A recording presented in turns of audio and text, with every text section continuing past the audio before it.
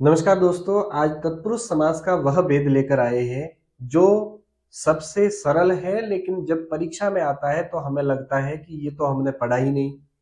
तो चलिए आज शुरू करते हैं न तत्पुरुष को। न तत्पुरुष क्या है और न तत्पुरुष के अंतर्गत कौन से उदाहरण आते हैं। तो न तत्पुरुष का अर्थ यह होता है कि जब तत्पुरुष समास में किसी अभाव की बात की गई हो, जब निषेध की बात होती है तो वहां पर न तत्पुरुष आता है। इसकी पहचान हम कैसे करेंगे?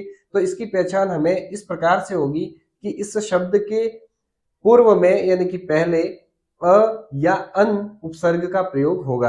अधिकतर स्थिति में अ या अन उपसर्ग का प्रयोग होगा, जिससे उस शब्द के अभाव का या शब्द के निषेध का पता हमें चलता है और उस स्थिति में वहां पर न तत्पुरुष समास होता है। चलिए देखते हैं इसको कि अभाव अथवा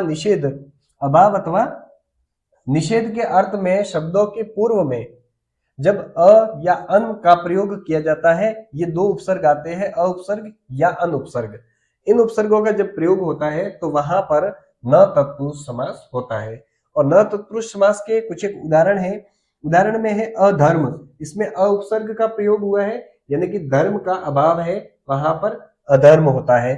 इसी प्रकार से न्याय का अभाव अन्याय, योग्यता का अभाव होता है अयोग्य, जो योग्य नहीं है, योग्यता का अभाव है।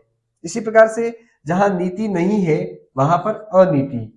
ठीक वैसे ही अलग, लग का अर्थ होता है लगाव, जहां पर लगाव नहीं हो वह अलग है, तो यहाँ अ उपसर्ग आया है। इन सब शब्दों में यहाँ अ उपसर्ग का प्रयोग हुआ है। ठीक इसी प्रकार से आगे वाले उदाहरण देखते हैं। अनाचार। अनाचार शब्द जो है वो अन प्लस आचार, इन दो शब्दों से मिलकर बना है। आचार का अर्थ होता है व्यवहार और अन का अर्थ होता है नहीं या निषेध। जहां व्यवहार का निषेध होता है वहां अनाचार होता है। इसी प्रकार से अनचाहा, यहाँ अन शब्द आया है। अनचाहा जिसकी चाहत नहीं हो, जो जिसे हम चाहते नहीं हो, उसको अनचाहा कहा जाता है। ठीक इसी प्रकार से ये अलग शब्द वापस दोबारा आ गया है, नापसंद।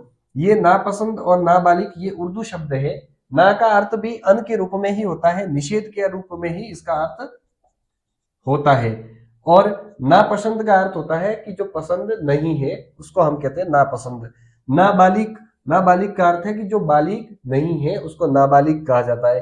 वैसे शब्द नाबालिग होता है जो बालिग नहीं है, यानी कि जिसकी उम्र 18 से प्लस नहीं है, 18 से ऊपर नहीं है। तो चलिए दोस्तों, ये कुछ एक उदाहरण थे जिसमें हमने न तत्पुरुष को जाना।